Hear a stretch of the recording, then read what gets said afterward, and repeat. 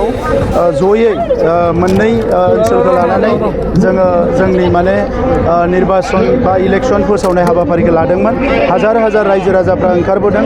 बे ओनसोलाव रायजो जानाय बर'फोर, गुरखाफोर, सान्थालिफोर, आदिबासिफोर आरो लोगोसे जोंहा राभा गासैबो जनगोष्ठीयाव बेहा ओंखारबोदों आरो थांनाय 17 बोसोराव हाग्रामा महिलारि बिथांमोनखौ थगायनायनि बादै जेबो खामानि मावाखै आरो जोंनि समाव बिथांमोननि दै लोंनायनि जेंना, हानि जेंना, दै खुरखानायनि जेंना, बिथांमोननि बायदिसिना जेंनाफ्रा लासै लासैनो जोबबोबाय। लामायाबो सेंसन जाबाय, खामानियाबो स्टार्ट जाबाय। सरलपारा उल्टापानि लामाया बे गासैखौबो लानानै बिथांमोना जोबोद गोजोननाय मोन्दों आरो मोनसे समाव BPFनि समाव बेवहाय फैनानै सोरबा दादागिरि खालामोमोन, बुग्लुं सुग्लुंनाय थासारिबो दङमोन।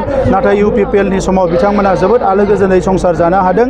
दा नंखायनो खोथा होदों जे 90% भट सरलपारा उल्टापानिया एबार ट्रेक्टराव थांगोन आरो जोंनि ट्रेक्टरनि बिजाथि एबा UPPLनि बिजाथि खाम्फा बरगयारि बिथाङा देबरगाव समस्तिनिफ्राय जोबोद भटआव देरहालांगोन। थांनाय 2020 मायथाइनि जिहेतु नोंथांनि बिसायख'थि बे गोजोन गायसननायनि थाखाय नोंथाङा जुजिदोंमोन। एबारनि जिहेतु बिसायख'थि माखौ बिथा खालामनानै नोंथाङा? गोजोनाबो अराय सम थानांगोन आरो हारि माहारिफ्रा खौसे जानांगोन, थासारिया मोजां जानांगोन आरो जौगानाया जोबोद स्पिड जानांगोन। मुलुगा जोंखौ नागारलांबाय, जोबोद गोजानाव सहैबाय।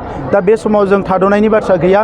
जोङो बर' माहारि हिसाबैबो जौगानांगोन आरो जोंजों लोगोसे रायजो जानाय गासैबो माहारिखौ जोङो जौगालांनांगोन। सरलपाराया मोनसे टुरिस्ट प्लेस। सरलपाराया जोबोद टुरिस्ट प्लेस। बेखौ जोङो BTR एकर्ड हिसाबै बेवहाय माखासे फान्ड हमनाय दङ।